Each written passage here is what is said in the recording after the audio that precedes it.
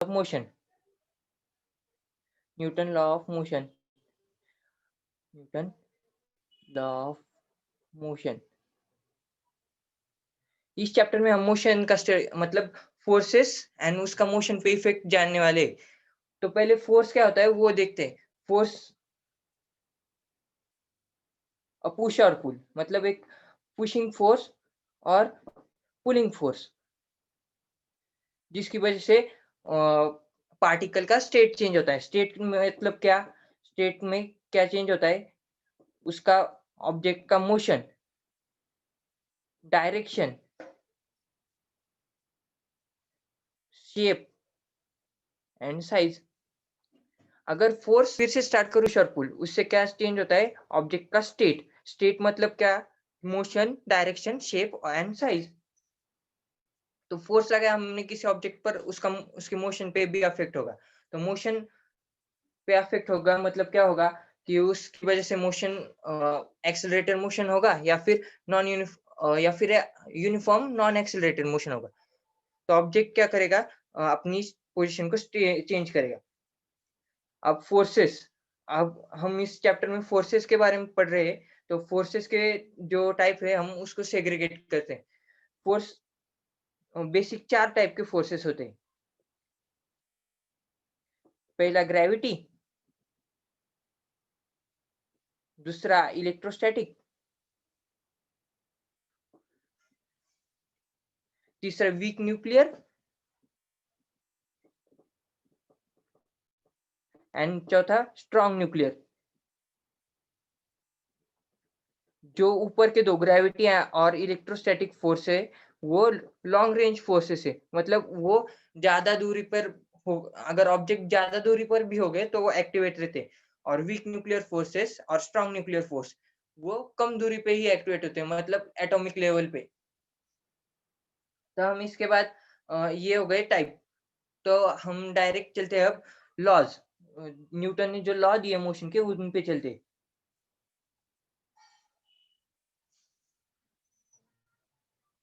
तो पहला लॉ क्या है? First law. इसको हम लॉ ऑफ इनर्शिया भी बोलते हैं। इसमें क्या न्यूटन ने क्या कहा था कि ऑब्जेक्ट एक जगह पे रहना चाहता है या फिर यूनिफॉर्म मोशन में रहना चाहता है जब तक उस पे एक एक्सटर्नल अनबैलेंस फोर्स एक्ट नहीं करता। मतलब हम देखते हैं एग्जांपल उसका। एक बॉडी है ऐसी मास, और इधर धरती धरती पे पड़ा है। अगर उस पे कौन सा भी अनबैलेंस फोर्स एक्ट नहीं होता तब तक वो वहीं पर ही रहना चाहेगा। यानी कि हम इधर से एक फोर्स लगाया और इधर से एक फोर्स लगाया सेम मैग्नीट्यूड का, तो वही रहेगा। पर अगर हमने अलग फोर्स लगाया सिर्फ, और इधर से एक फोर्स लगाया, तो ये ब्लॉक मूव करना चालू होगा।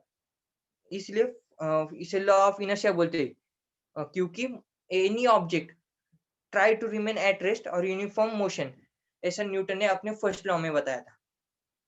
अब हम सेकंड लॉ की तरफ जाते हैं। इस फर्स्ट लॉ का हम इनर्शिया लॉ भी बोलते हैं। क्या लॉ? अब सेकंड लॉ क्या है? फोर्स का डेफिनेशन। Force definition. तो न्यूटन ने क्या बताया था कि जो हम मोमेंटम चेंज होता है उसे ही हम, नहीं, मोमेंटम जब टाइम के रिस्पेक्ट में चेंज होता है हम उसको हम फोर्स बोलते हैं। मतलब dp upon dt is equal to f। अगर मोमेंटम टाइम के रिस्पेक्ट में चेंज हो रहा है तो हमें पता है वो एक एक्सेलरेटेड मोशन होगा क्योंकि फोर्स लग रहा है। यही है सेकंड लॉ ऑफ मोशन। इसका एग्जांपल लेते हैं।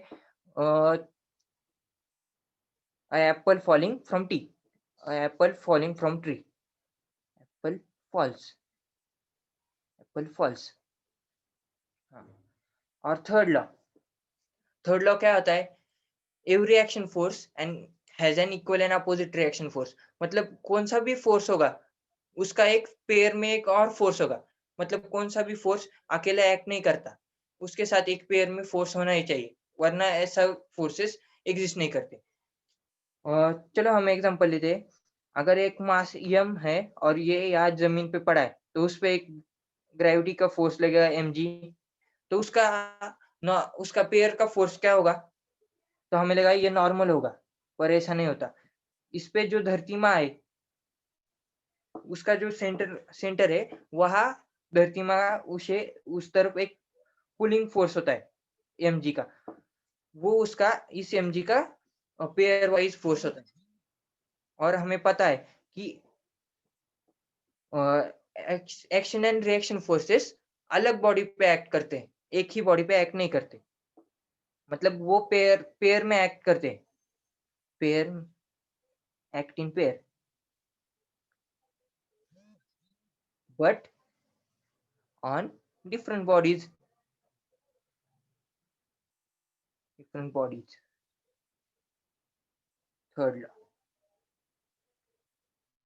हाँ, तो हमने अब न्यूटन के तीनों लॉ देख लिए, और इसके बाद हमें आता है फ्री बॉडी डायग्राम। तो ये न्यूटन्स लॉ में एक इम्पोर्टेंट पॉइंट है free body diagram, FBD. FBD मतलब क्या होता है? जो हम बॉडी देख रहे हैं, उस पे जो सभी फोर्सेस एक्ट हो रहे, उनको हम बॉडी को पॉइंट मास कंसीडर करके उस पॉइंट पे सब फोर्सेस का डायग्रामेटिक रिप्रेजेंटेशन करते हैं, उसे हम एफबीडी बोलते हैं। हाँ, तो एफबीडी में हम कॉमन फोर्सेस कौन से होते हैं? एफबीडी में हमारा पहला कॉमन फोर्स आता है नॉर्मल।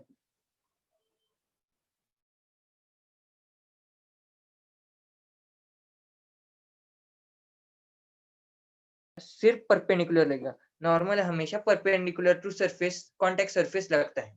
हाँ, तो दूसरा फोर्स क्या होता है? टेंशन। टेंशन एक फोर्स है, common force in FBD. Tension क्या है? मतलब हम जब रोप यूज करते हैं या फिर वायर्स यूज करते हैं, वो तब वायर जो उस मास को जो फोर्स लगाती है, उसे हम टेंशन बोलते हैं। और वो फोर्स पुलिंग फोर्स होता है, पुल बेस्ड फोर्स होता है। तो हम कौन सी भी स्ट्रिंग है, वो जिस पार्टिकल पे एक्ट कर रही है, वो हमेशा पुलिंग फोर्स लगाती है।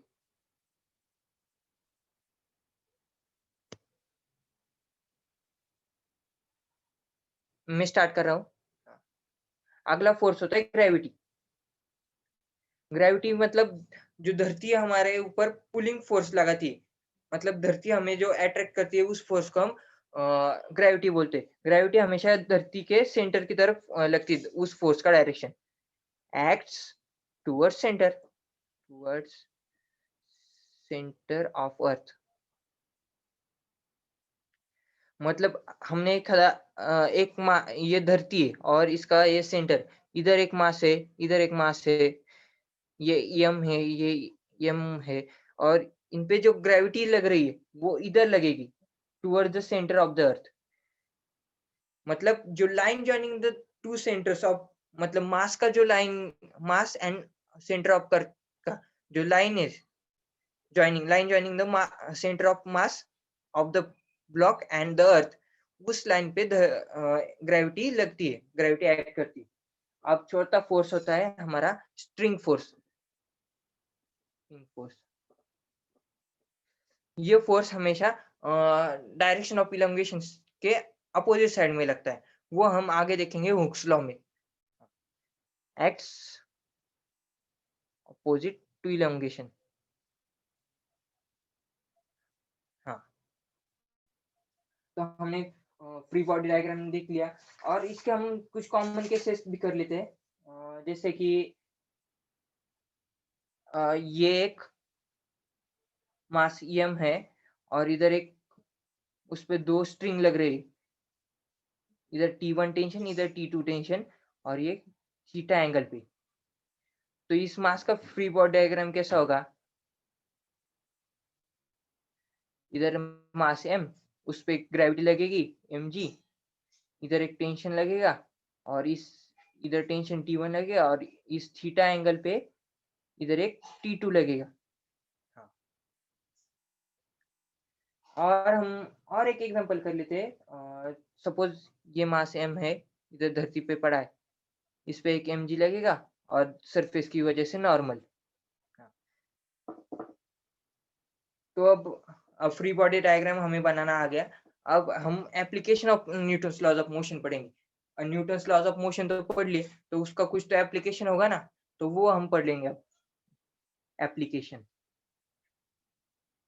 फर्स्ट लॉ,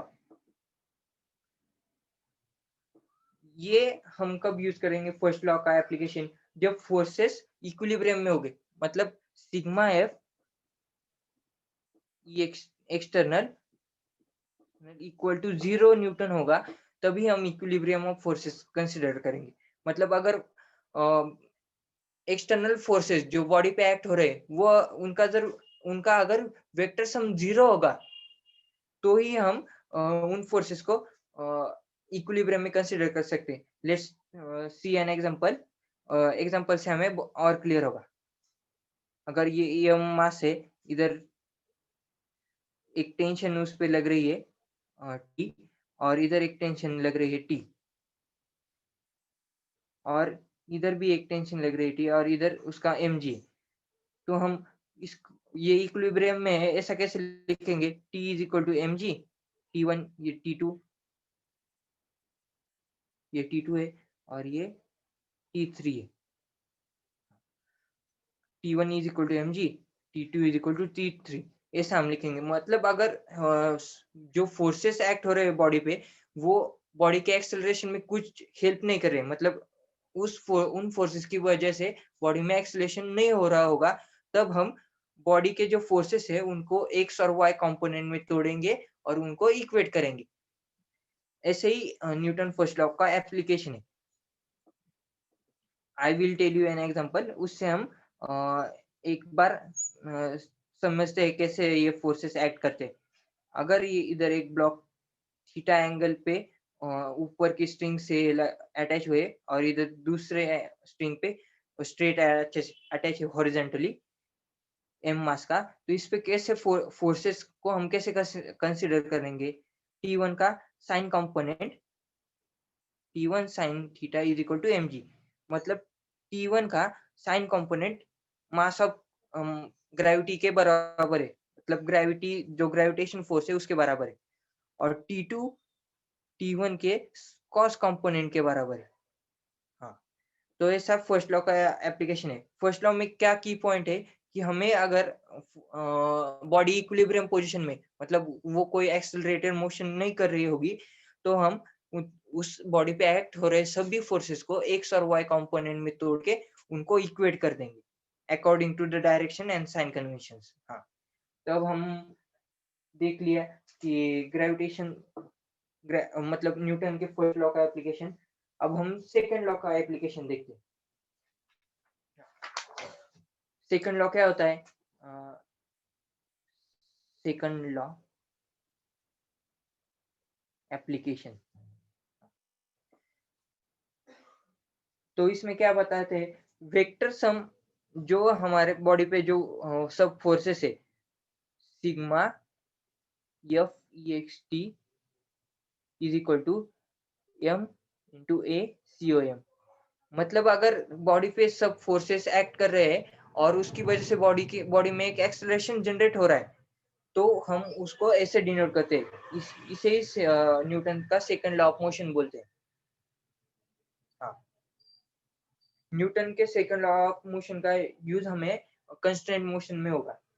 हाँ, और ये लॉ तभी एप्लीकेबल है जब summation of all external force zero होगा, मतलब जीरो नहीं होगा, sigma F E X T does not equal to zero.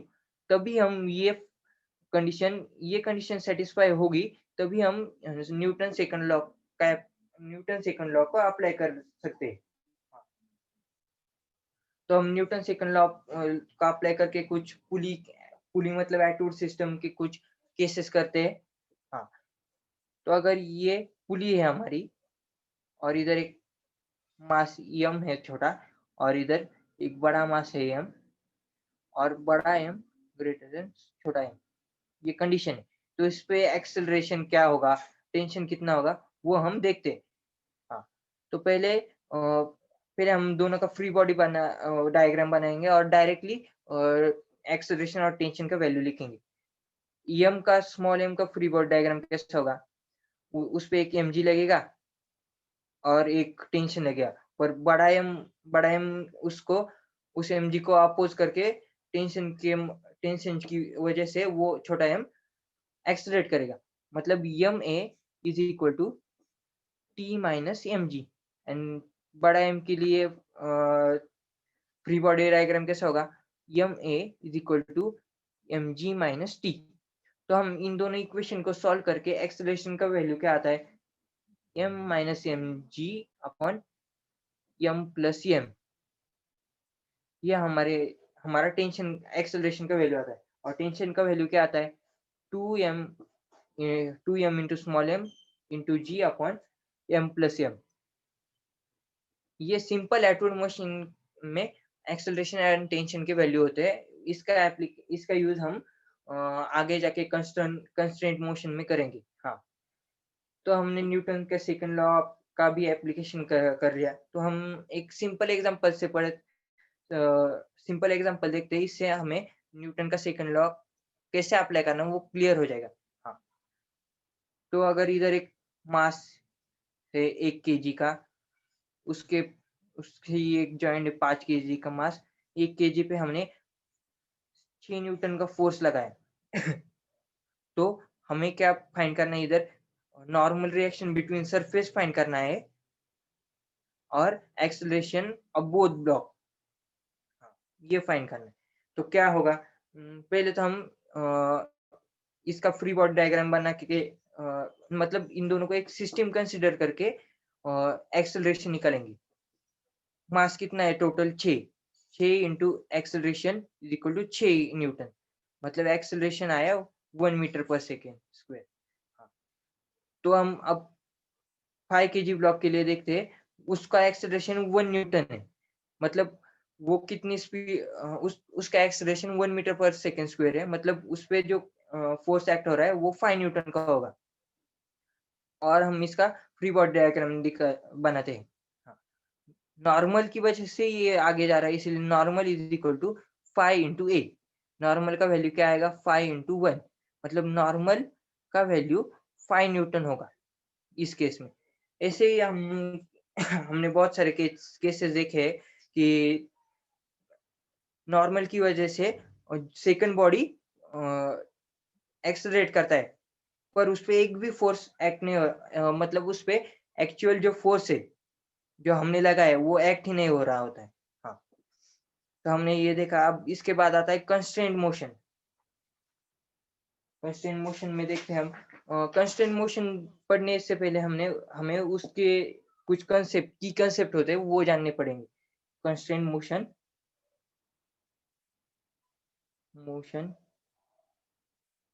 की कंसेप्ट। हाँ, तो पहला आता है उसमें पुली ट्रिक। हाँ, पुली ट्रिक क्या बताता है? अगर एक एटवुड मशीन है एसी, और उसमें एक पुली है और दो तरफ उसके स्ट्रिंग है, और ये V1 वेलोसिटी जा रहा है और ये V2 वेलोसिटी जा रहा है, तो ये पुली किस वेलोसिटी से जाएगी? V। तो उसका सिंपल वैल्यू आता है V is equal to V1 plus V2 upon 2। ऐसे हम उसके डिस्प्लेसमेंट के बारे में बता सकते हैं। x is equal to x1 plus x2। And similar about acceleration, velocity का जो वैल्यू उससे इंटीग्रेट करके x का आएगा, मतलब डिस्प्लेसमेंट, और उसको डिफरेंशिएट करके एक्सेलरेशन आएगा a1 प्लस a2 अपॉन 2। हाँ, तो पुली ट्रिक का हम एप्लीकेशन मतलब एक एग्जांपल करते हैं। हाँ, तो हमें पुली ट्रिक समझ आएगी। अगर पुली ऐसे जा रही है, v वेलोसिटी वो पता नहीं, और इधर 6 मीटर पर सेकेंड से जा रही है और इधर 2 मीटर पर सेकेंड, तो पुली एग्जैक्टली कितने वेलोसिटी जाएगी वो हम देखते हैं। v is equal to v1 plus v2 upon 2, that is 6 plus 2 मतलब 8 upon 2। v is equal to 4 metre per second, मतलब पुली 4 मीटर पर सेकेंड से जाएगी, ऐसा हम बता सकते हैं। हाँ, तो ये पहला की कंसेप्ट हो गया कंस्ट्रेंट मोशन का। दूसरा की कंसेप्ट होता है टेंशन ट्रिक। हाँ, तो ये टेंशन ट्रिक में क्या बताते हैं, अगर एक एटवुड मशीन है, तो उसमें जो टेंशन एक्ट कर रहा है सभी मासेस पे, उसकी वजह से नेट वर्क डन 0 होगा, मतलब sigma T into X, sigma T I X I is equal to 0, मतलब जो टेंशन जो वर्क कर रही है उसका वर्क 0 होगा। हम इसका यूज आता है कभी-कभी, इसलिए हमने इसे कंसीडर किया, यहाँ बताया। तो हमने इसको डिफरेंशिएट किया, तो हम वेलोसिटी के टर्म में इसे लिख सकते हैं, ei vi इक्वल टू 0। तो टेंशन ट्रिक का यूज ज्यादा नहीं होता, पर हमने पढ़ लिया क्योंकि कभी-कभी यूज आ सकता है, वो कभी-कभी पुली ट्रिक या फिर जो बाकी के फंड है उससे इजी पड़ता है। तो टेंशन ट्रिक हो गया, और इसके बाद हम कंस्ट्रेंट मोशन देखते हैं। कंस्ट्रेंट मोशन, अब हमने न्यूटन्स लॉ ऑफ मोशन का कंस्ट्रेंट मोशन स्टार्ट कर दिया। कंस्ट्रेंट मोशन, कंस्ट्रेंट मोशन क्या होता है? अबाउंडेड मोशन। अबाउंडेड मोशन मतलब बॉडी बॉडी चाहकर भी उस मोशन को अपोज नहीं कर सकती। मतलब हमने इधर एक मास रख दिया इस सरफेस पे, और हम उसे ऐसा खींच रहे, तो उसको इधर ही जाना पड़ेगा, वो इधर जा नहीं सकता, इधर जा नहीं सकता, because it is constraint to move in like this manner. मतलब हमने इस मास को ऐसे कुछ तो फोर्स लगाया कि वो यही जाएगा, इसे हम कंस्ट्रेंट मोशन बताते। तो हम कुछ एग्जांपल कर लेते हैं इस पे। अगर ये एक पुली है, इधर एक मास m है, और इधर दूसरी पुली है, इधर एक तीसरी पुली है, और इधर एक मास m है। तो हमने अगर इस मास को v वेलोसिटी से खींचा, तो ये मास इसी स्ट्रिंग से अटैच है, इसलिए ये भी v वेलोसिटी से ऊपर जाएगा। And same about this mass, अगर हमने इसे v वेलोसिटी से खींचा और पुश किया, तो वही वेलोसिटी से दूसरा मास पुश और पुल होगा। तो हम कुछ एग्जांपल कर लेते हैं इस पे। तो ये एक पुली है, इधर एक मास है, और हमने इधर एक पुली लगाई,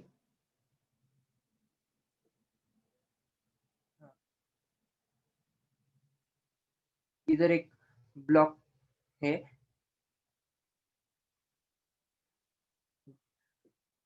और हमने अगर इस ब्लॉक को v वेलोसिटी से खींचा, तो ये मास भी v वेलोसिटी से जाएगा। ऐसे हम बहुत सारे केसेस कर सकते हैं। तो मैं एक और केस इसका करके दिखाता हूँ। एक बॉडी पे एक्ट कर रहे हैं और वो इक्विलिब्रियम में है, तो हम उसका डायग्रामेटिक रिप्रेजेंटेशन और उन फोर्सेस का बीच का रिलेशन देखते हैं, उसे हम लामीज थ्योरम बोलते हैं और इक्विलिब्रियम ऑफ फोर्सेस बोलते हैं, लामीज थ्योरम। तो अगर 3 फोर्सेस है, F1, F2 और F3, और F1 के अपोजिट एंगल है अल्फा, F2 के अपोजिट एंगल है बीटा, और F3 के अपोजिट एंगल है गामा, और इधर एक पॉइंट मास है, और ये सब फोर्सेस इक्विलिब्रियम में, मतलब एक दूसरे का इफेक्ट कैंसिल कर रहे हैं। तो हम इन फोर्सेस का रिप्रेजेंटेशन ऐसे भी कर सकते हैं, F1 upon sine alpha is equal to F2 upon sine beta and is equal to F3 upon sine gamma. और ये जो रिलेशन है हमारे मैथ्स के साइन रूल के जैसा ही है, मतलब वही सिमिलर रूल जैसा है ये एक्सप्रेशन। तो हम इस पे भी एक एग्जांपल कर लेते हैं। 3 फोर्सेस हम कर लेते हैं, सिंपल केस कर लेते हैं। इधर 2 न्यूटन, इधर 2 न्यूटन, और इधर भी 2 न्यूटन, 2 न्यूटन नहीं, इधर हम 3 न्यूटन कर लेते हैं, और ये 3 न्यूटन है। तो हम ये कंसिडर कर सकते हैं कि ये तीनों फोर्सेस इक्विलिब्रियम में है, मतलब 3 upon sine 30 sine 60 is equal to 3 upon sine 60। मतलब अगर ये मैंने सिंपलेस्ट ऑफ केस लिया है, पर हमने अगर कॉम्प्लेक्स भी केस लिया और उसमें इक्विलिब्रियम होगा तो भी ये एप्लीकेबल होता है। हाँ, तो हम इसके बाद ये सब पढ़ लिए। उसके बाद आता है मास वर्सेस वेट का concept. Mass versus weight. Mass और वेट में क्या फर्क होता है? Mass actual measure of matter content in the body होता है। मतलब जो जितना मैटर उस बॉडी में प्रेजेंट है उसका जो हम वैल्यू बोलते हैं उसका मेजर उसे हम मास बोलते हैं। और वेट क्या होता है? It is a force. Weight एक फोर्स होता है जिससे हमारी धरती हमें अट्रैक्ट करती है। हाँ, तो हम मास कभी वेरी नहीं कर सकता पर वेट वेरी कर सकता है। तो इसीलिए हम लिफ्ट बेस्ड प्रॉब्लम भी आते हैं जिसमें कि वेट वेरी कर रहा है तो हम हमें वेट का वैल्यू क्या होगा वो बताना होता है। तो हमने लिफ्ट में सिंपल दो ही केसेस होते हैं, lift going up and lift going down. Going down हमें पता है लिफ्ट अगर ऊपर जा रही होती है तो हमें हमारा एपरेंट वेट मतलब वेट हमें ज्यादा लगता है। वो इसीलिए क्योंकि अ, हम हम इससे देखते हैं क्यों क्या बोलते हैं फोर्स के बैलेंस की इक्वेशन से। हाँ, तो लिफ्ट अगर ऊपर जा रही है तो इसका इक्वेशन ऐसा होगा ma is equal to N minus M G. मैं इसका डायग्रामेटिक रिप्रेजेंटेशन भी बता देता हूँ। अगर ये लिफ्ट है और इधर ये हमारा वेइंग मशीन है और इधर एक मास है छोटा एम। तो अगर ये लिफ्ट ऊपर जा रही है ए एक्सेलरेशन से तो इस मास पे क्या लगेगा? एक एम जी लगेगा और ऊपर एक नॉर्मल लगेगा। तो ये तो इससे हमें ये इक्वेशन मिलता है और इससे हमें नॉर्मल की वैल्यू मिलती है M plus M in bracket A plus G. मतलब हमारा जो एक्चुअल वेट है उसके उससे ज्यादा हमारा वेट हो गया ऊपर जाने का। और लिफ्ट गोइंग डाउन में क्या होता है? M A is equal to M G minus N.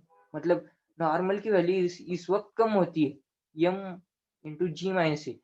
मतलब हम ऊपर जाते तो हम खुद फील कर सकते हैं लिफ्ट में गए होगे तो हमें वेट ज्यादा फील होता है और नीचे जा रहे होते तो वेट कम फील हो रहा होता है। हाँ, हाँ, तो हमने लिफ्ट के भी प्रॉब्लम कर लिया। अब इस पे एक छोटा सा प्रॉब्लम करते हैं लिफ्ट गोइंग अप पे। डाउन पे नहीं करते। सपोज लिफ्ट अप जा रही है 2 मीटर पर सेकंड के एक्सेलरेशन से और मास 2 केजी है। तो हमें बताना है इसका एपरेंट वेट क्या होगा। हम सीधा फॉर्मूला लगा सकते हैं एन इज इक्वल टू यम। यम हमारे यहाँ 2 है और एक्सेलरेशन भी 2 है और ग्रेविटी की वैल्यू 10। तो नॉर्मल की वैल्यू क्या होगी? 2 इंटू 12 24। मतलब एपरेंट वेट क्या होगा? एन बाई जी हमारा इस वेइंग मशीन का स्केल होता है रीडिंग होता है तो एन बाई जी की वैल्यू 2.4 होगी। मतलब हम अगर इस कंडीशन में एक लिफ्ट में जाते तो हमें अगर 2 केजी ब्लॉक उस वेइंग मशीन पे रखा तो उसका वेट हमें 2.4 किलोग्राम लगेगा उस कंडीशन के वक्त। हाँ, तो हमने अब तक क्या पढ़ लिया? न्यूटन्स लॉज ऑफ मोशन पढ़ लिया और उसके एप्लीकेशन भी देख लिए। अब कुछ सिंपल कंसेप्ट बचे हैं और उसके बाद हम न्यूटन्स लॉज ऑफ मोशन के एप्लीकेशन की तरफ जाएंगे। तो ये हो गया। तो हम इसके बाद देखते हैं spring force. Spring force spring force होता क्या है? जो हमारी स्प्रिंग होती है उसकी वजह वो उसे हम खींचे या ढकेले मतलब कंप्रेस करे या इलांगेट करे तो उसकी उसकी वजह से वो एक फोर्स जनरेट होता है। उसे हम स्प्रिंग फोर्स बोलते हैं। यह spring is equal to minus K into delta X. या ये माइनस अपोजिट डायरेक्शन को दिखा रहा है कि स्प्रिंग कांस्टेंट बोलते हैं। मतलब ये स्टिफनेस दिखा रहा है। मतलब स्प्रिंग कितनी मोटी है या फिर उसकी property S T I F N S. और डेल्टा एक्स क्या बता रहा है? Elongation from natural length. मतलब स्प्रिंग होगी तो वो हमने अगर वैसे ही छोड़ दी तो वो कुछ तो लेंथ एक्वायर करेगी। वो लेंथ का वैल्यू से हमने जो उसकी लेंथ बढ़ाई मतलब हमारी स्प्रिंग ऐसी है, इतनी सी, हमने उसे ऐसा बनाया, तो ये जो वैल्यू होती है, मतलब इलोंगेट किया इतना, तो ये डेल्टा एक्स होता है, मतलब इतना इलोंगेट किया स्प्रिंग को, उसे हम डेल्टा एक्स बोलते हैं, मतलब इलोंगेशन फ्रॉम नेचुरल लेंथ। इसे स्प्रिंग फोर्स बोलते हैं। नेगेटिव साइन क्यों आता है? हम अगर प्रैक्टिकली देख सकते हैं, हमने अगर स्प्रिंग को खींचा तो हमें इनवर्स एक फोर्स लगता है मतलब स्प्रिंग हमें लगता है कि स्प्रिंग हमें खींच रही है उस फोर्स से, ऐसा लगता है, स्प्रिंग फोर्स बोलते हैं। लेट टेक एन एग्जांपल, के फॉर स्प्रिंग, हमें 2 दिया हुआ है, 2 न्यूटन पर मीटर दिया हुआ है, और डेल्टा एक्स हमें दिया हुआ है 5 मीटर। तो हमें बताना है कि स्प्रिंग फोर्स क्या होगा। हम इधर फॉर्मूला में डाल के देखेंगे क्या होगा। 2 × 5 ये -10 होगा। मतलब अगर हमने ये एक स्प्रिंग है ऐसे, और ये इलोंगेट हुई है इतना डेल्टा एक्स, तो उस पे एक इनवर्स एक फोर्स लगेगा, वो फोर्स होगा 10 न्यूटन के बराबर। इसीलिए इनवर्स होगा, इसीलिए नेगेटिव है, मतलब जो डायरेक्शन ऑफ इलोंगेशन है उसके अपोजिट डायरेक्शन में स्प्रिंग फोर्स एक्ट करता है। ऐसा ही इस फॉर्मूला से हमें पता चलता है। इस फॉर्मूला को हम हुक्स लॉ भी कहते हैं, हुक्स लॉ। तो स्प्रिंग फोर्स देख लिया, तो हमने एक स्प्रिंग का देख लिया। अगर स्प्रिंग ऐसे सीरीज में होगी, मतलब पैरेलल कॉम्बिनेशन या सीरीज कॉम्बिनेशन, तो स्प्रिंग का जो के होता है उसकी वैल्यू वेरी करती है, मतलब वो बदलती है। वो कैसे बदलती है हम देखते हैं। अगर ये एक ब्लॉक है और ये दोनों स्प्रिंग है, K1 और K2 स्टीफनेस की, स्प्रिंग कांस्टेंट वाली, तो के इक्विवेलेंट की वैल्यू होगी K1 + K2। और अगर स्प्रिंग सीरीज कॉम्बिनेशन कर रही है, तो वो के इक्विवेलेंट की वैल्यू होगी 1/K1 is equal to 1/K1 + 1/K2। मतलब हमने देख लिया ये हमारे जो कैपेसिटर्स होते हैं उनकी कॉम्बिनेशन, उनकी सीरीज और पैरेलल कॉम्बिनेशन जैसा होता है। ये कैपेसिटर्स हमें 12th में है, अभी नहीं। तो हमने ये देख लिया, और उसके बाद हमें क्या आता है, इस पे हम एग्जांपल करेंगे एक। अगर दोस्त करता है वो देखते, वेरिएशन इन की, मतलब अगर हमने स्प्रिंग को काट दिया तो वो कैसे के वेरी करता है। हमने अगर K is inversely proportional to length, मतलब spring constant length of spring के इनवर्सली प्रोपोर्शनल होता है। मतलब अगर के इंक्रीज हुआ, then L has to decrease. मतलब हमें के बढ़ाना है, मतलब स्प्रिंग का स्टीफनेस अगर बढ़ाना है तो हमें स्प्रिंग का लेंथ कम करना होगा, एंड वाइस वर्सा सॉरी। के अगर डिक्रीज हुआ तो लेंथ बढ़ेगा, ऐसा होता है। तो स्प्रिंग कांस्टेंट हो गया। अब इसके बाद आता है frame of reference. Frame of reference दो टाइप के फ्रेम होते हैं, एक तो इनर्शियल और दूसरा नॉन इनर्शियल। इनर्शियल फ्रेम क्या होता है, जिसमें बॉडी एक जगह पे है, मतलब एट रेस्ट और in uniform non accelerated motion. मतलब बॉडी जब नॉन एक्सेलरेटेड यूनिफॉर्म मोशन कर रही है, मतलब यूनिफॉर्म नॉन एक्सेलरेटेड मोशन कर रही है, मतलब ये एक तो वो 0 वेलोसिटी पे होगी या फिर एक कांस्टेंट वेलोसिटी से ट्रेवल कर रही होगी, तो हम उसे इनर्शियल फ्रेम बोलते हैं। इनर्शियल फ्रेम का हम एक एग्जांपल लेते हैं। A car travelling with velocity 2 metre per second with 2 metre per second. और नॉन इनर्शियल फ्रेम क्या होता है, जिसमें हमारा जो फ्रेम होता है वो एक एक्सेलरेटेड मोशन कर रहा होता है। मतलब हम देखते लिफ्ट में जब हम जाते तब हमने पहले अभी एक एग्जांपल किया कि वो एक्सेलरेटेड मोशन होता है लिफ्ट का, तो वो एक non inertial frame of reference होता है, मतलब एक्सेलरेटेड मोशन।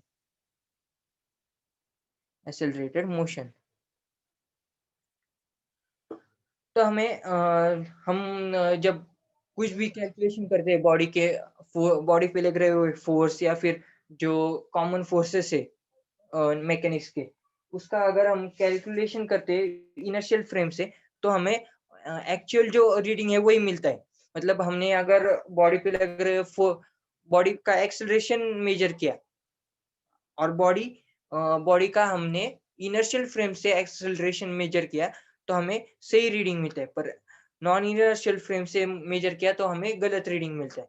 ऐसा क्यों, हम वो देखते हैं। तो नॉन इनर्शियल फ्रेम में क्या फॉल्ट होता है ये देखते हैं। नॉन इनर्शियल फ्रेम में क्या फॉल्ट होता है? Fault in non inertial frame. Non inertial frame में क्या फॉल्ट है? वो क्या होता है कि नॉन इनर्शियल फ्रेम भी कुछ एक्सेलरेशन से जा रहा होता है, तो हम उस एक्सेलरेशन को हमारे जो कैलकुलेशन है उस वक्त कंसिडर नहीं करते, इसलिए हमने स्यूडो फोर्स इंट्रोड्यूस किया।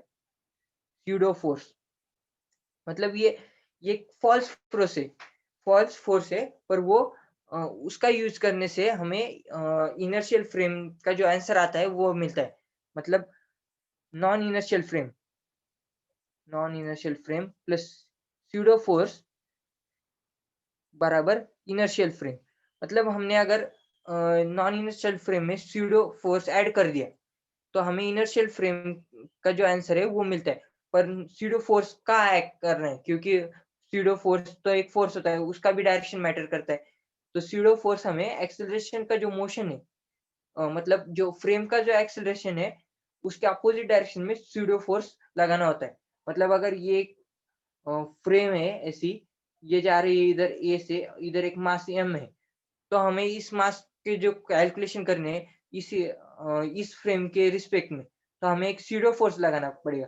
पर बॉडी मतलब फ्रेम तो आगे जा रही है एक्सेलरेशन से, तो इसलिए हमें ये स्यूडो फोर्स पीछे लगाना पड़ेगा। तो हमें एक्चुअल जो आंसर्स आएंगे वो मिलेंगे। स्यूडो फोर्स का एक फॉर्मूला होता है F pseudo is equal to mass into A frame. मतलब जिस मास का हम कैलकुलेशन करें वो मास और एक्सेलरेशन ऑफ फ्रेम, बट वो अपोजिट डायरेक्शन में लगता है। तो हम एप्लीकेशन देखते हैं न्यूटन्स लॉज ऑफ मोशन के, मतलब कंस्ट्रेंट मोशन के एप्लीकेशन देखते हैं। एप्लीकेशन ऑफ कंस्ट्रेंट मोशन मतलब जो कंस्ट्रेंट मोशन होता है उसका हमें कहाँ कहाँ यूज होता है। तो पहले एक हम एग्जांपल देखते हैं। ऐसे एक वॉल है, इधर एक मास है और मास पे एक पुली है, इधर एक पुली है और इधर एक छोटा मास है। अगर ये v वेलोसिटी से ट्रेवल करेगा बड़ा मास, तो ये छोटा मास किस वेलोसिटी से ट्रेवल करेगा? अगर ये v से ट्रेवल किया तो इधर ये स्ट्रिंग भी इधर v से जाएगी।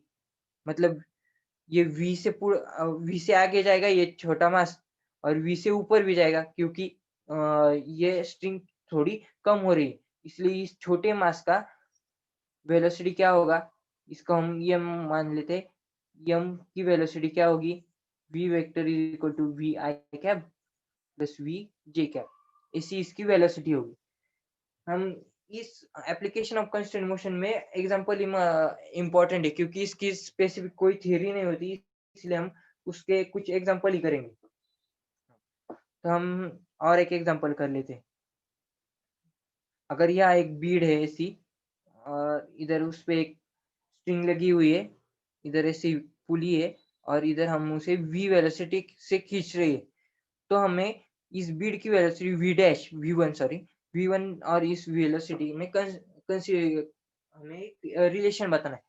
हमें पता है ये बीड यहाँ v1 वेलोसिटी से जा रही है, तो हमें पता है, हमें एक मालूम होता है, इस v1 वेलोसिटी का एक कंपोनेंट इस स्ट्रिंग के डायरेक्शन में होगा, वो कंपोनेंट इस वेलोसिटी के बराबर होता है। v1 cos theta is equal to v। ये हमें इसके रिलेशन, इसमें रिलेशन मिल गया। मतलब इस एप्लीकेशन ऑफ कंस्ट्रेंट मोशन में हमें एक की पॉइंट ढूंढना होता है कि दोनों किस क्या करने में कंस्ट्रेंट है, कौन सा मोशन करने में कंस्ट्रेंट है। मतलब ये दोनों ये स्ट्रिंग ऐसा v वेलोसिटी से नीचे जाने में कंस्ट्रेंट है, और ये बीट यहाँ v1 वेलोसिटी से जाने में कंस्ट्रेंट है। और इनमें एक कॉमन होता है कि दोनों की velocity along this line joining the two beats and that pulley is same. मतलब अगर ये वेलोसिटी अगर डिफरेंट हुई, इसकी इस वेलोसिटी का ये कंपोनेंट इस वेलोसिटी से डिफर हो गया, तो ये एक साथ मूव नहीं कर पाएंगे। मतलब ये बीट एक तो अलग हो जाएगा इससे। इसीलिए हमने ये कंडीशन लिख दी। तो और एक हम एग्जांपल करते हैं। एक रॉड, इसे एक पड़ी है एक रॉड, और इसका ये एक पॉइंट है, और ये बी, ए से वी ए नीचे जा रही है, और ये बी से वी बी नीचे जा रही है, वी बी उधर जा रही है। तो हम देखते हैं ये कैसे काम करता है। वेलोसिटी ऑफ ए, मतलब दोनों की जो वेलोसिटी जो है इस रॉड के अलोंग सेम होनी चाहिए, वरना ये रॉड एक तो ऊपर जाएगा या नीचे, जमीन के नीचे, इस वॉल के नीचे जाएगा। इसीलिए velocity of A along rod and velocity of B along rod, V B along rod equal to V A along rod होगा। रॉड, इसमें सिर्फ हमें एग्जांपल ही इम्पोर्टेंट है, और हम एक लास्ट एग्जांपल कर लेते हैं इसके ऊपर का, और हम बाद में इम्पल्स मोमेंटम एंड इम्पल्स के बारे में भी देखते हैं। अगर ये एक मास एम है, और ये इस इंक्लाइन पे ऐसा है, इंक्लाइन पे ऐसा बैठा हुआ है, तो हमें इन दोनों की वेलोसिटी में एक रिलेशन फाइंड करना है। छोटा एम इधर v वेलोसिटी से जा रहा है, और बड़ा एम इधर v एम से जा रहा है। तो इन दोनों के बीच क्या रिलेशन होगा कि ये, हम इधर ये फ्री बॉडी डायग्राम फिर से बनाएंगे, क्योंकि हमें इसका एक रिलेशन फाइंड करना है। तो हम पता है ये v वेलोसिटी से नीचे जा रहा है, और ये v m वेलोसिटी से उधर जा रहा है टुवर्ड्स राइट, और ये v वेलोसिटी से नीचे आ रहा है। तो हमें पता है ये दोनों एक साथ ही जुड़े हुए, मतलब इनके बीच कोई गैप नहीं होगा। मतलब velocity along this line joining two perpendicular surface constant होगी। मतलब इसकी जो वेलोसिटी का इस लाइन के अलोंग जो कंपोनेंट होगा, इस परपेंडिकुलर लाइन के अलोंग, वो कंपोनेंट इस वेलोसिटी का भी ये परपेंडिकुलर लाइन के कंपोनेंट के बराबर होगा। v perpendicular is equal to vm perpendicular, ऐसा रिलेशन होगा। तो हमने अब सब कुछ देख लिया। इसके बाद हम मोमेंटम एंड इम्पल्स के बारे में देखते हैं। What is momentum and impulse?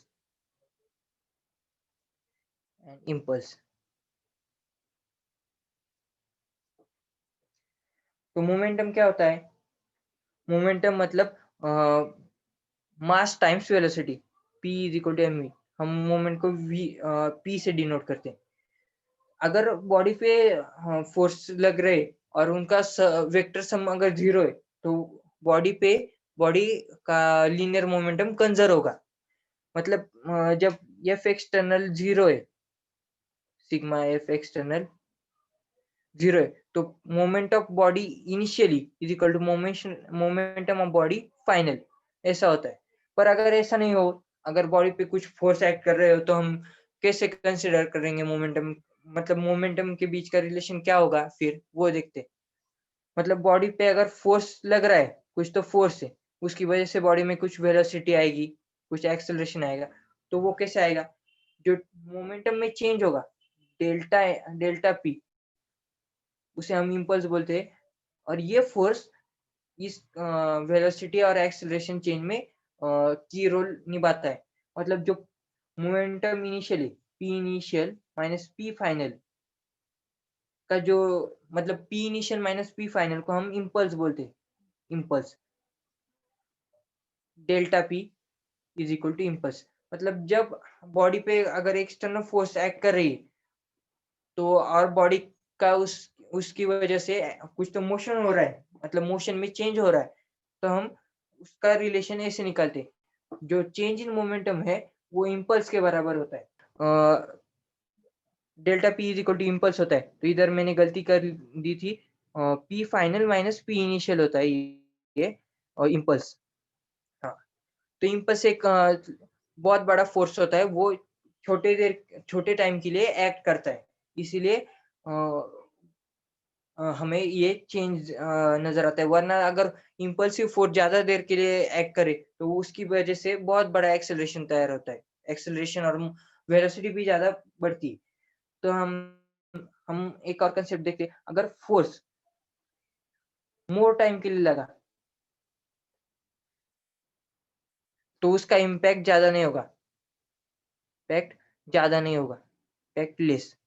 मतलब हमने अगर कुछ एक बॉडी को ऐसे धीरे-धीरे आगे सरकाया, तो उसपे ज़्यादा उस पे एक्सेलरेशन या फिर वेलोसिटी चेंज नहीं होगी। पर हमने फोर्स एकदम छोटे टाइम के लिए लगाया, मतलब डीटी टाइम के लिए लगाया, तो जो इम्पल्स उसकी वजह से जो इम्पल्स जनरेट होगा, लेस टाइम फोर्स अगर लगा, लेस टाइम फोर्स लगा, force acts, then velocity will drastically increase. मतलब वेलोसिटी ज्यादा स्पीड से इंक्रीज करेगी। मतलब हम क्या सॉकर बॉल को किक करने के एग्जांपल लेते हैं। सॉकर बॉल इनिशियल रेस्ट पर होता है, उस पे किक मारी, तो वो ज्यादा स्पीड से, मतलब जीरो स्पीड से कुछ तो वेलोसिटी अटेन कर लेती है। ये एक इम्पल्स का एग्जांपल होता है। और हमें पता है कि जो फोर्स वर्सेस टाइम ग्राफ होता है, फोर्स वर्सेस टाइम ग्राफ, कुछ तो ऐसा एक random force versus time graph लिया हमने। जो फोर्स वर्सेस टाइम ग्राफ होता है, उसका जो एरिया है, हमें क्या देता है? चेंज इन मोमेंटम देता है। मतलब जब हमने फोर्स वर्सेस टाइम ग्राफ लिया, मतलब हमें कुछ एग्जांपल में फोर्स वर्सेस टाइम ग्राफ दिया होगा, उस वक्त हमें अगर मोमेंटम कितना चेंज हुआ है, वो बताना होगा, तो हम सिंपली उसका फोर्स वर्सेस टाइम ग्राफ का एरिया निकालेंगे। इससे हमें पता चलेगा कि मोमेंटम कितना चेंज हुआ है, मतलब कितना इम्पल्स जनरेट हुआ है। हाँ, तो सर हो गया। इधर एक प्लैंक रखा है, उस पे कुछ बुक्स रखी है और एक स्केल ली है, और स्केल पे मैंने मेरा मोबाइल फोन है उसको जॉइन कर दिया रबर बैंड से, और नीचे एक प्लैंक लिया है, उसके नीचे एक स्टूल जैसा है वो लिया है, और उस पे प्लैंक रखा और मेरा पेज उसके ऊपर रखा। पेज रखा उस पे ऊपर, और उस पे मैंने हमारा जो वाइवा है उसका मैंने वीडियो दिखाया।